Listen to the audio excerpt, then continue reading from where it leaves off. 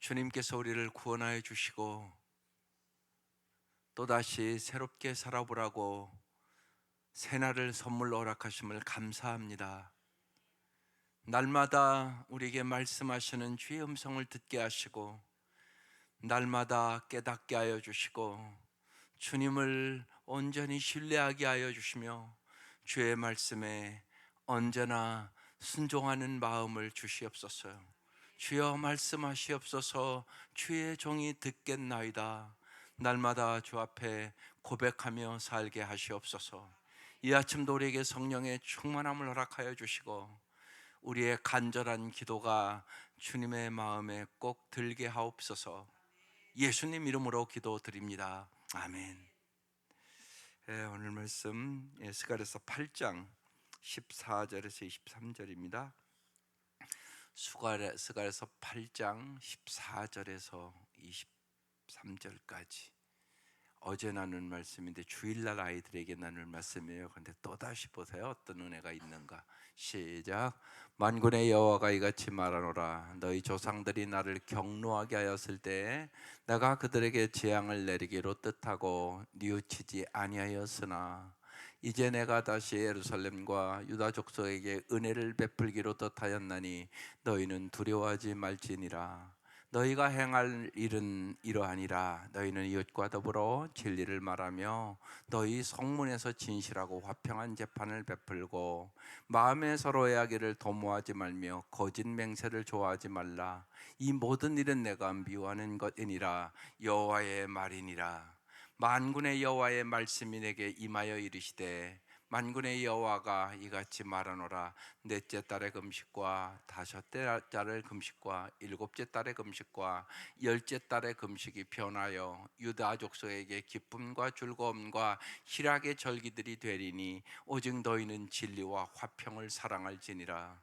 만군의 여호와가 이와 같이 말하노라. 다시 여러 백성과 많은 성읍의 주민이 올 것이라. 이 성읍 주민이 저 성읍에 가서 이르기를 우리가 속히 가서 만군의 여호와를 찾고 여호와께 은혜를 구하자 하면 나도 가겠노라 하겠으며 많은 백성과 강대한 나라들이 예루살렘으로 와서 만군의 여호와를 찾고 여호와께 은혜를 구하리라. 만군의 여호와가 이와 같이 말하노라. 그날에는 말이 다른 이방 백성 10명이 유다 사람 하나의 옷자락을 잡을 것이라. 곧 잡고 말하기를 하나님이 너희와 함께 하심을 들었나니 우리가 너희와 함께 가려 하리라 하시니라. 아멘. 하나님은 오늘 말씀의 제목이 금식이 기쁨의 절기로 회복시켜 주겠다는 얘기예요. 하나님은 언제나 우리에게 은혜를 베푸시기를 원하세요. 복 주기를 원하시죠. 그런데 언제나 문제는 하나님께 있는 게 아니에요. 언제나 우리에게 있는 것이에요. 하나님이 복을 주실 수가 없는 거죠. 하나님은 언제나 준비하고 계세요. 언제나 복 주시기를 원하시죠. 그게 하나님의 마음이에요. 여러분도 그러지 않을까요? 여러분 정말 여러분이 자식이 잘 되게 하시는 능력이 여러분에게 있다면 가만히 있겠어요? 날마다 지혜도 부어주시고 명철도 부어주시고 그러지 않으시겠어요? 여러분도 그렇잖아요. 하나님은 어찌 그러지 않겠어요? 하나님은 사랑이신데 문제는 언제나 우리에게 있는 거거든요. 그래서 이제 오늘 말씀이 그렇게 시작되는 거예요. 14절 만군의 여호와가 이같이 말하노라. 너희 조상들이 나를 경록해 했을 때 하나님은 어떤 분? 경노하시는 분이라고 먼저 써 있어요. 왜 경노했을까요? 너희 조상들이 죄를 져서 나를 경노하였을 때 내가 그들에게 재앙을 내리기로 뜻했다는 거예요. 그래서 바벨론 포로로 잡혀갔다고 얘기하는 것이에요.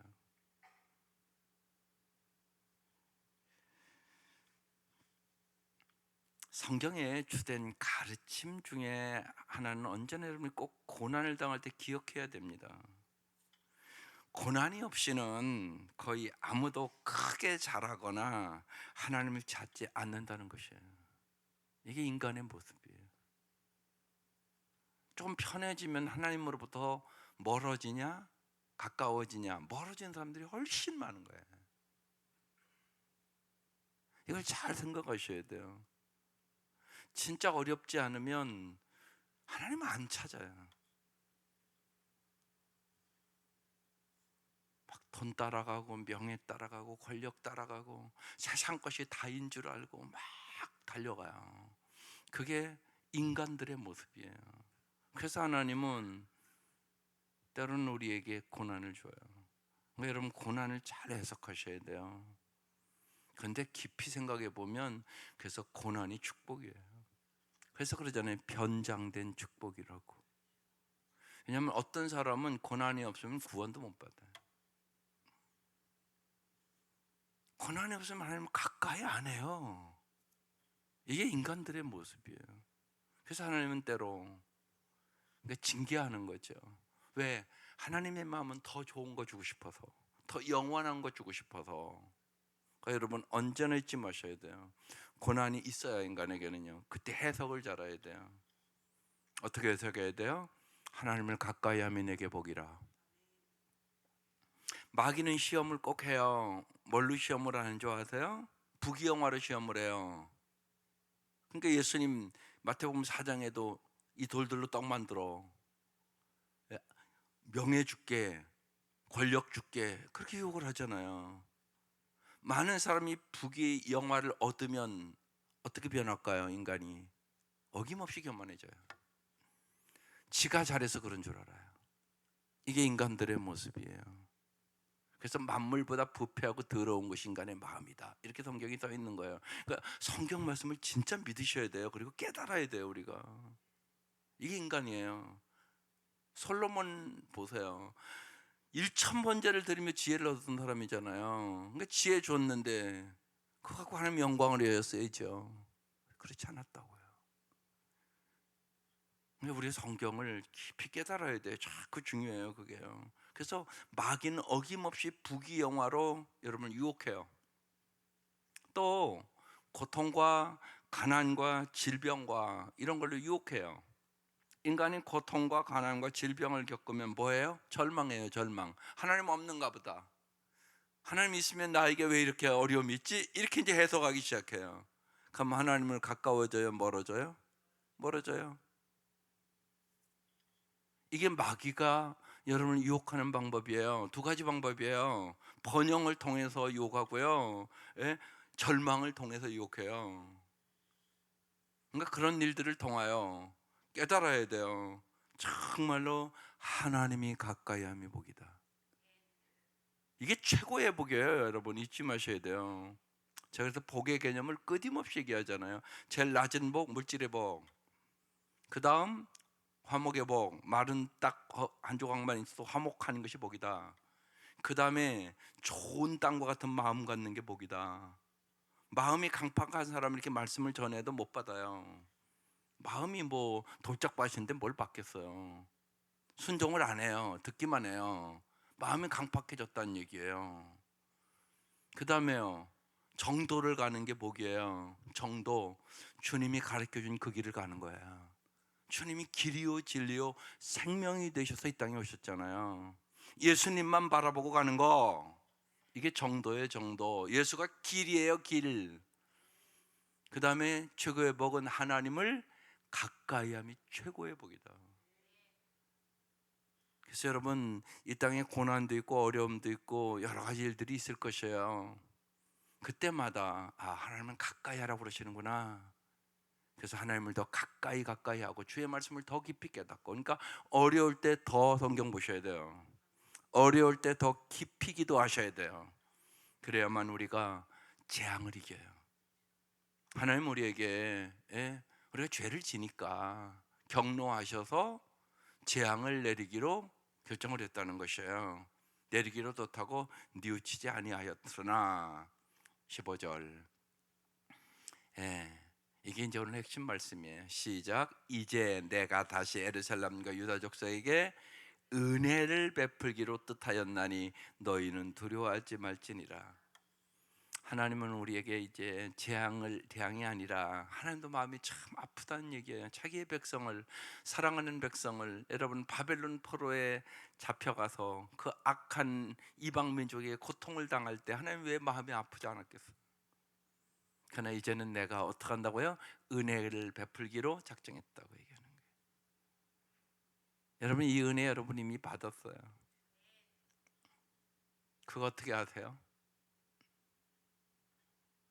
이미 내가 받을 재앙을, 내가 받을 저주를 예수님이 십자가에 대신 받으셨어요. 그리고 우리에게 은혜를 베풀어 주셨어요. 우리에게 영생을 주셨어요.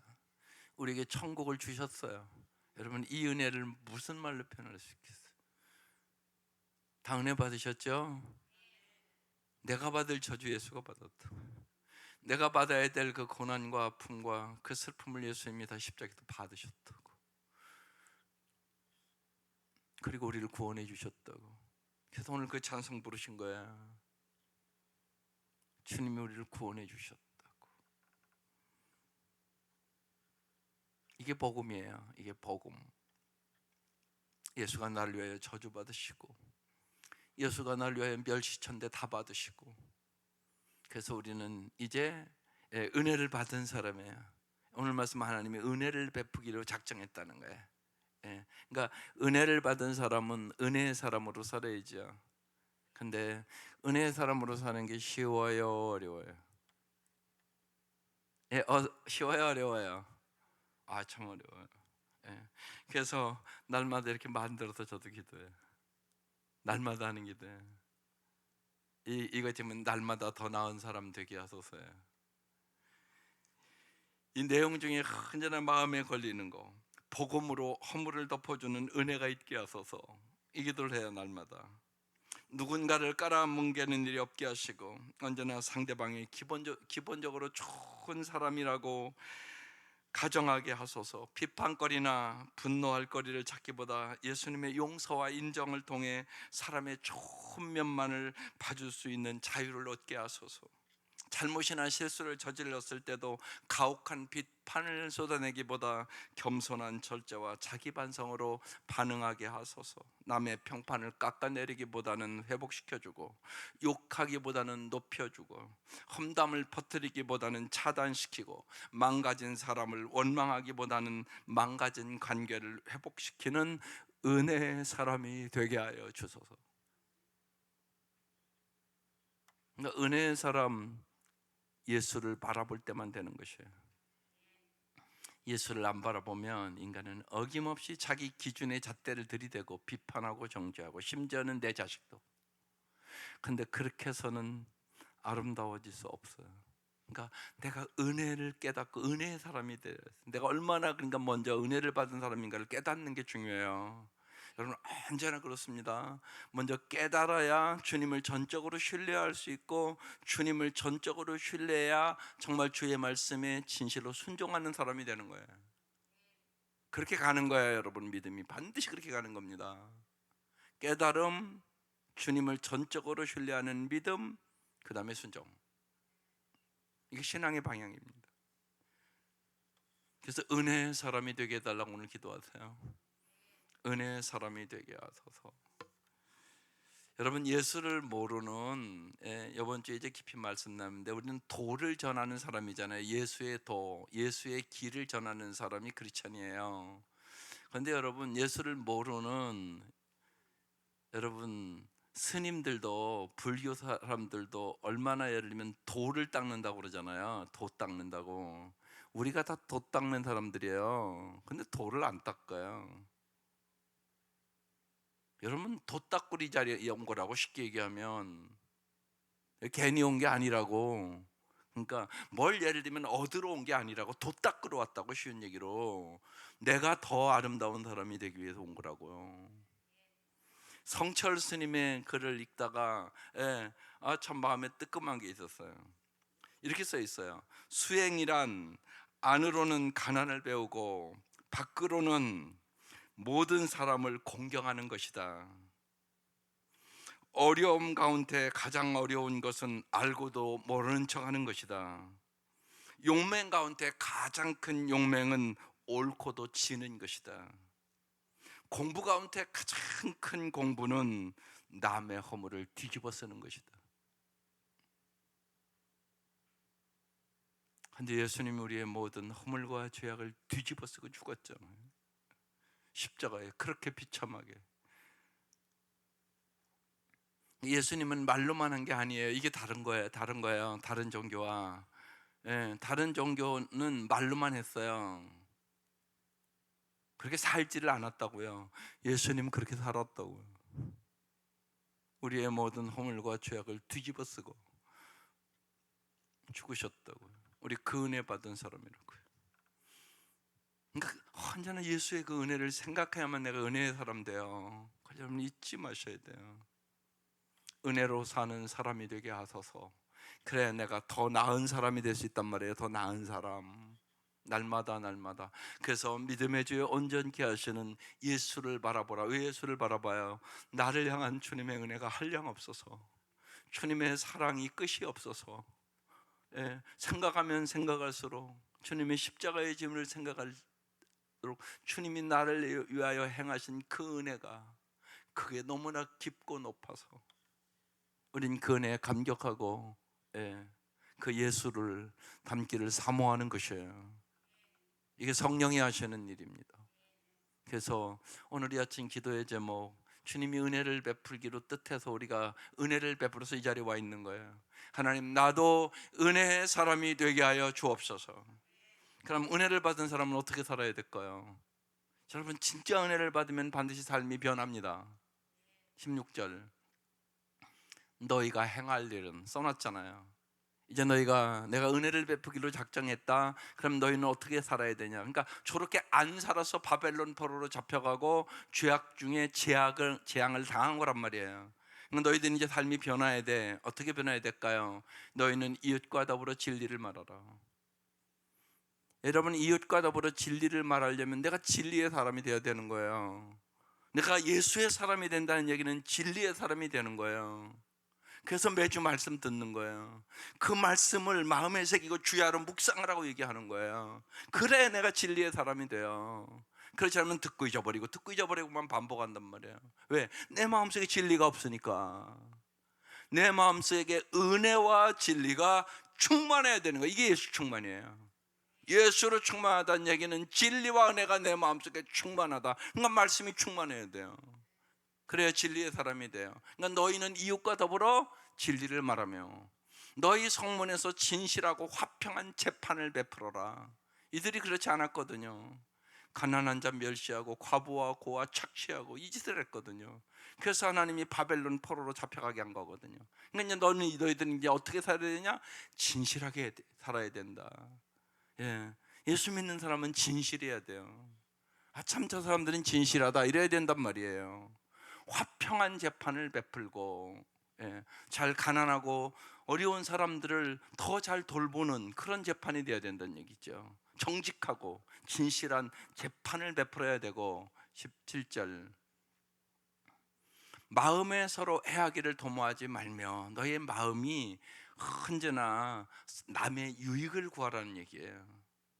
남에게 대접하고자 하는 대로 남을 대접하는 삶, 이게 황금률과 같은 삶이에요. 언제나 그 생각을 하셔야 돼요. 서로의 마음에 서로의 하기를 도모하지 말며 거짓 맹세를 좋아하지 말라. 함부로 거짓되게 지키지 않을 맹세하지 마라. 그런 얘기예요. 결혼은 계약이 아니라 서약이다. 여러분, 결혼은 서약이에요. 서약. 계약이 아니에요. 근데 계약처럼 살아가는 사람이 너무나 많은 거예요. 이건 거래 관계란 얘기예요. 나에게 이익이 있으면 하고 나에게 이익이 없으면 안 한다. 이게 계약이에요. 서약은 그게 아니에요. 여러분, 결혼할 때 서약하잖아요. 가난하거나 부하거나 병들거나 어떠한 형편에 있든지 내가 당신을 사랑하겠다고 그렇게 서약해놓고 그렇게 안 살아. 그게 태반이에요. 그래서 오늘부터 애들 그래서 수련회 하는 거예요. 애들이 정신이 병들었어요. 쉬운 얘기로 마음에 안 맞고 그러면 이혼할 수 있지 뭐 이렇게 생각하고 산다고요. 그러니까 어려움 있으면 이혼해버려요 그냥. 그 여러분의 자녀들의 얘기예요. 안 그럴 것 같죠? 그렇다니까요. 그 젊은 아이들의 사고예요. 그러니까 잘못된 시각에 병들은 거예요, 이게요. 그러니까 성경적인 시각을 갖지 않은 거예요. 성경에는 그렇게 얘기하지 않잖아요. 하나님이 짝지어 준 것을 사람이 나누지 없다 이렇게 얘기하고 있잖아요. 그런데 걔들 마음속에 마음에 안 들으면 헤어질 수도 있지 뭐 이렇게 생각하고 산다고요. 그러니까 생각이 벌써 성경적인 생각이 아닌 거예요. 그 생각 가지면 어려움은 이기겠어요? 못 이긴다고요. 이길 수 없잖아요. 생각이 병들었는데 먼저요. 헤어질 수 있다고 생각을 하는데 성경은 안 된다고 얘기를 하고 있고요. 그러니까 벌써 고난이 오면 이기는 방법이 다른 거예요. 그런데 많은 경우는 뭐냐? 내가 무지해서 그런 거예요. 내가 모르는 거예요. 예. 여자 쪽에서 생각하면 남편을 다룰 줄을 모르는 거예요. 자기가 대화할 줄도 모르고 그 남편의 마음이 어떤 마음인가 공부도 안 하고. 공부를 해야죠. 공부를 그래야 알죠. 공부를 안 하는데 어떻게 알아요? 여러분 남편 공부 평생 하는 거예요. 남편을 다 안다고요? 내가 내 남편을 다 몰라요. 안다고 착각하고 사는 거예요. 평생 공부해야 되는 거예요. 남편 공부, 아내 공부. 그래야 잘 살 수 있어요. 여러분 공부를 안 하는데 어떻게 실력이 높아져요? 생각해 보세요. 여러분 애들 공부 자꾸 시키잖아요. 여기서 초등학교만 마치면 이제 내 아이들은 됐어. 그런 분 뭐 있어요? 없잖아요. 초등학교 나오면 중학교 보내고 중학교 나오면 고등학교 보내고 고등학교 보내면 또 대학교 보내고 이렇게 공부를 시키잖아요. 그럼 여러분 생각해 보세요. 사랑 공부는 안 해도 되는 걸까요? 부부간에 잘 살기 위해서 공부 안 하고도 잘 살 수 있다고 생각하세요? 그런 일은 없어요. 여러분 씨를 뿌리지 않는데 무슨 열매를 거둬요? 말도 안 되는 소리잖아요. 눈물로 씨를 뿌려야 기쁨으로 거두죠. 그건 다 아시잖아요. 씨 뿌려야 거둬요. 씨도 안 뿌리는데 무슨 열매를 거둬요? 말도 안 되는 소리잖아요. 근데 씨를 안 뿌려요. 여러분 사랑의 씨를 뿌려야죠. 믿음의 씨를 뿌려야죠. 감사의 씨를 뿌려야죠. 남자에 대해서 공부를 해야죠. 공부도 안 하고 저 사람은 원래 저렇다고. 원래 저런 사람이 어디 있어요? 또 우리가 하나님의 은혜를 아는 사람이잖아요.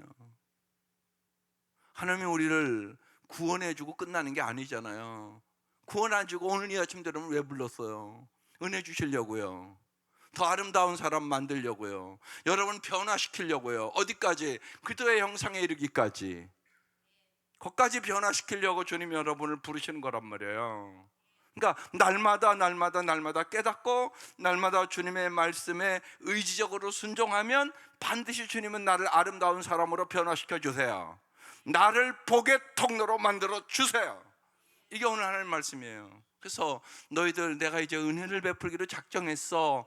은혜를 베풀어 주면 어떻게 살아야 되냐? 저렇게 살아야 돼. 그렇게 얘기하면서 이 모든 내가 미워하는 것이니라 여호와의 말이니라. 내가 미워하는 일 하지 마. 그래서 너의 인간관계 얘기하는 거잖아요. 하나님의 은혜를 받아서 인간관계를 사랑하며 아름답게 해. 지금 이렇게 이제 말씀하는 거예요. 은혜를 받은 사람은 하나님이 미워하시는 일을 안 한다는 거예요. 18절 만군의 여호와의 말씀이 내게 임하여 이르시되 19절 만군의 여호와가 이같이 말하노라. 넷째 달의 금식과 이 넷째 달에 이스라엘 백성이 예루살렘 성벽이 무너진 때라 금식하는 거예요.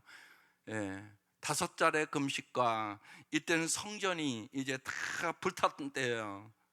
그러니까 막 고통과 아픔이 있었던 이스라엘이 멸망하고 포로로 잡혀가고 이런 때 이들 금식했단 말이에요. 일곱째 달의 금식과 여덟째 달의 금식이 변하여 이거 이제 슬픔의 금식을 계속 고통과 어려움 속에 했다는 얘기예요.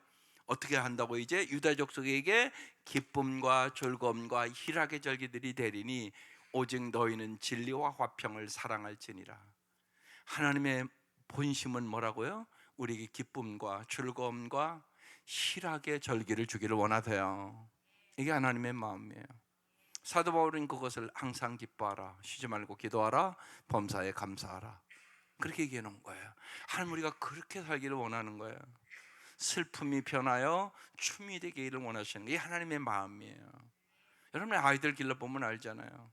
아이들도 항상 명랑하고 기쁘게 사는 게 좋지, 막 쭈그리고 힘들어하고 그렇게 살기를 좋아하는 부모가 어디 있겠어요. 마찬가지예요. 하나님, 우리가 항상 기뻐하고 감사하고 찬양하고 하나님께 영광을 돌리고, 하나님 나에게 이렇게 큰 은혜와 축복을 주셨어, 이렇게 말하며 살기를 원하시는 거죠. 이게 하나님의 마음이에요. 그러면서 보세요. 이런 슬픔을 변하여 기쁨과 즐거움과 희락의 절기들이 오게 하리니. 이게 천국이에요. 이게 하나님의 나라예요. 하나님 먹고 마시는 나라가 아니에요. 의와 평강과 희락이에요. 그래서 예수 잘 믿으라고 얘기하는 거예요. 예수 잘 믿으면 하나님이 기쁨을 주세요. 세상에서 얻을 수 없는 기쁨이에요. 어려워도요, 하나님을 가까이 해보세요. 하나님이요, 그 어려움 속에서 주시는 은혜가 있는 거예요. 그걸로 이기는 거예요, 여러분. 여러분, 기쁨으로 이기는 거예요. 그러니까 반드시요, 은혜가 오면 뭐가 온다고요? 감사가 충만해요.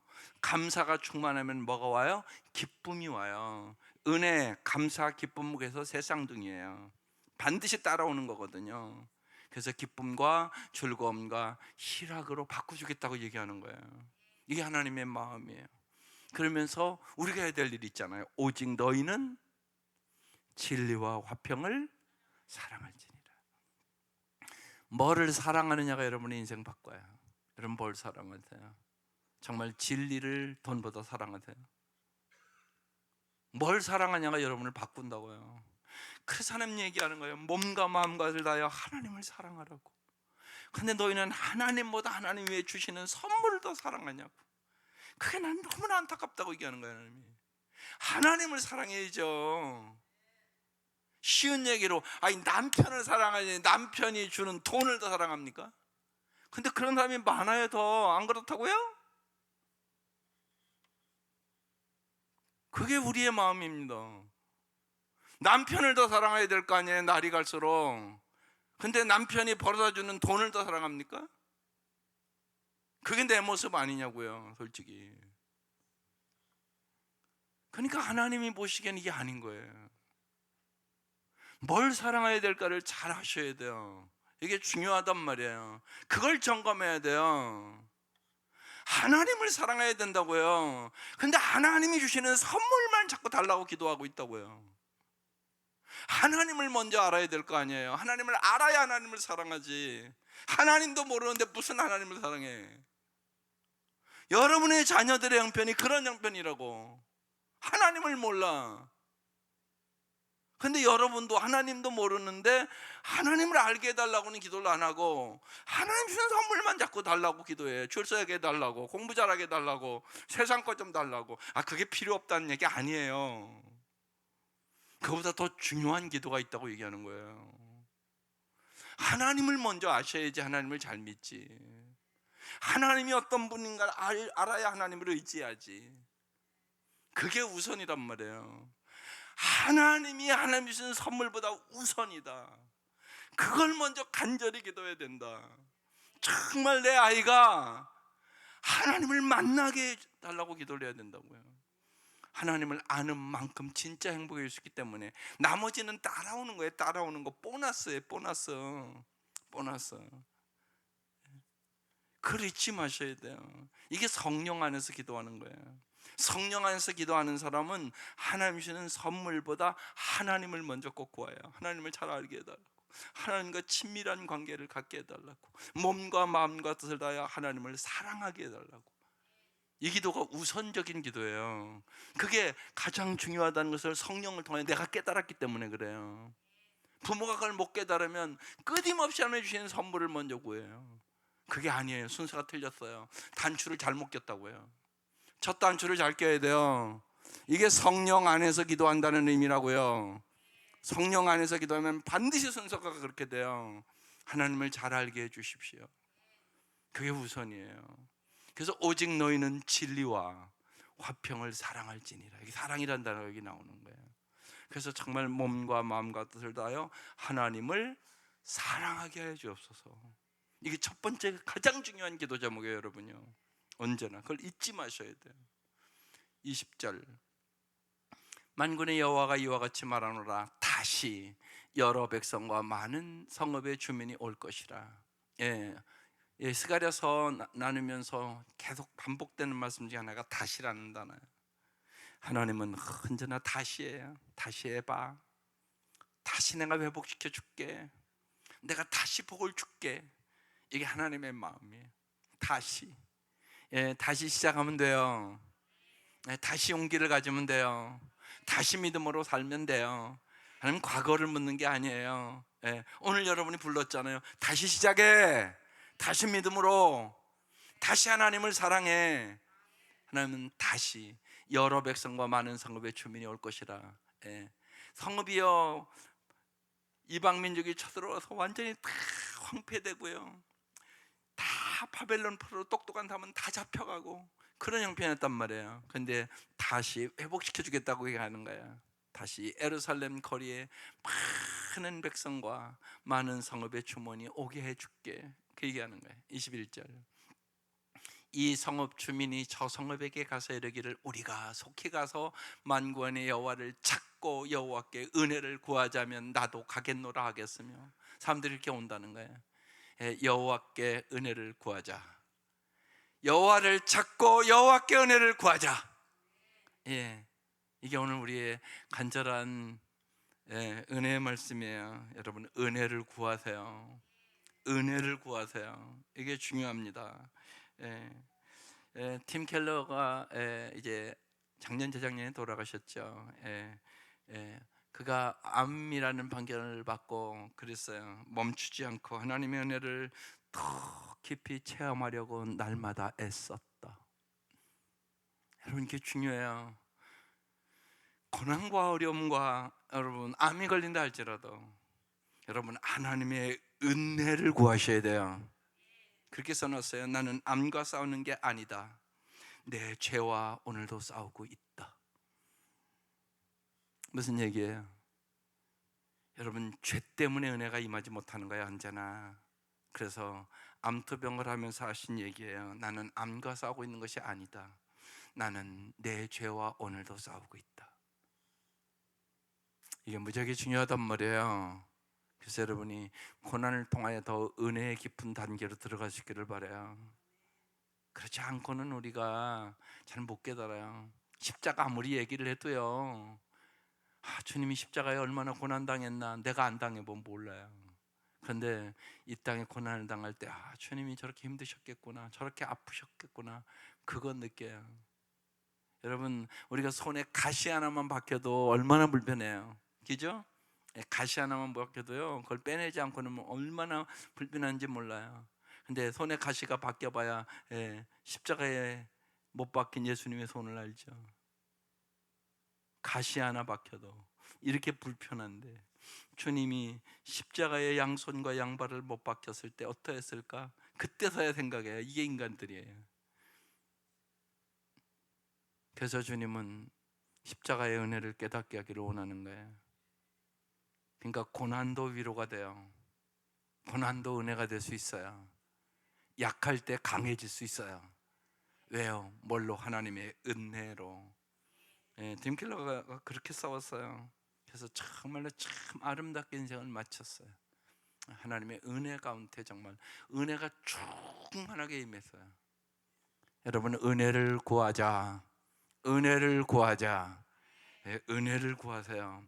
여러분, 은혜 받으면 모든 걸 이겨요. 죽음도 이겨요. 은혜 받으면 모든 걸 이겨요.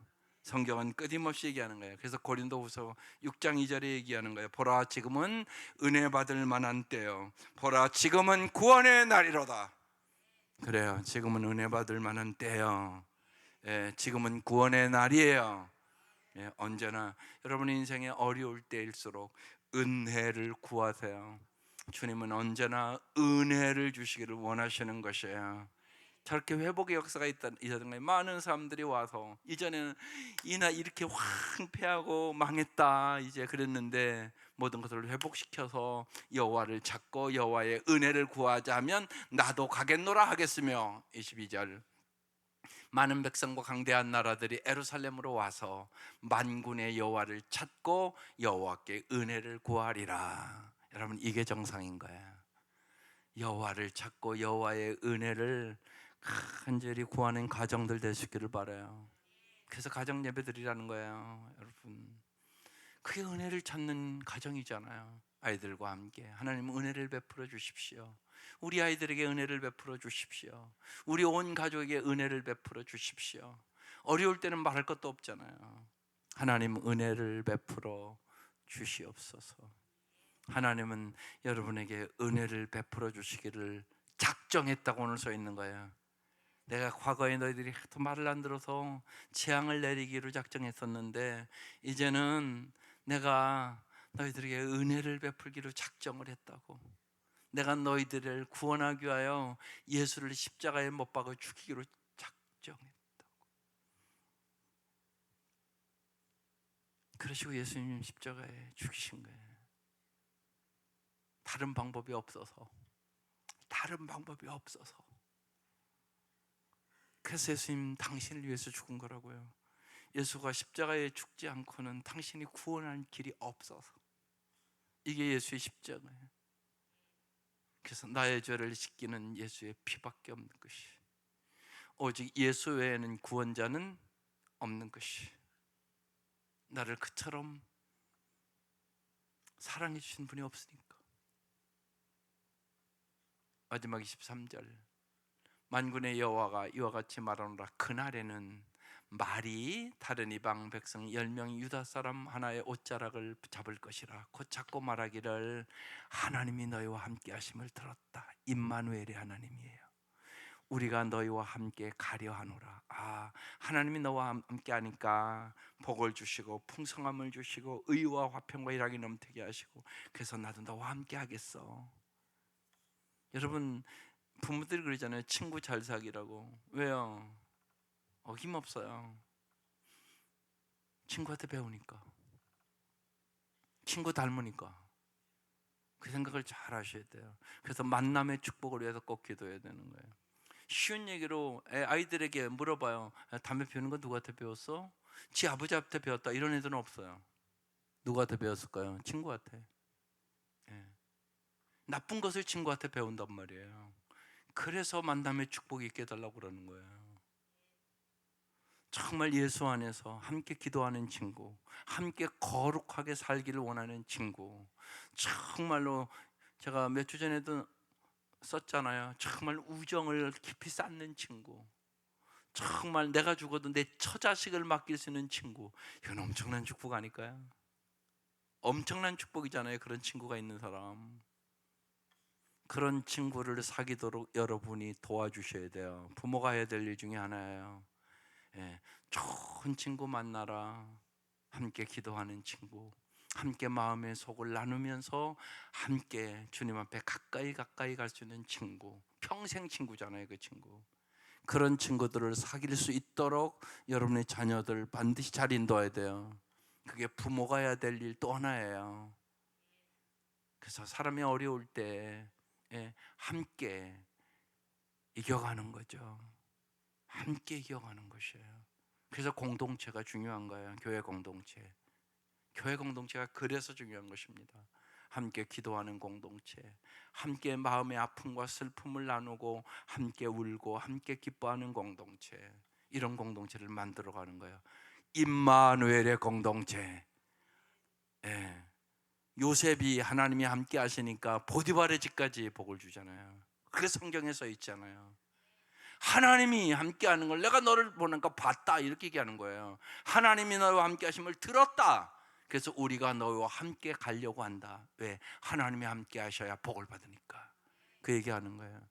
그래서 성경은 끊임없이 우리에게 얘기하는 거예요. 복의 통로가 되어야 된다고. 언제나 그 생각을 하고 사셔야 돼. 내가 어느 곳에 있든지 무엇을 하든지 하나님 나를 복의 통로로 삼아 주시옵소서. 오늘도 직장에 가서도 복의 통로가 되게 하여 주시옵소서. 그러기 위하여 은혜와 진리가 내 마음속에 충만하게 하시옵소서. 정말로 많은 사람을, 내 주위의 사람을 사랑할 수 있는 마음을 주시옵소서. 그래서 오늘 이 아침 기도하는 거예요. 오늘도 복의 통로로 살아갈 수 있기를 주의 이름으로 축원합니다. 기도드리겠습니다. 하나님,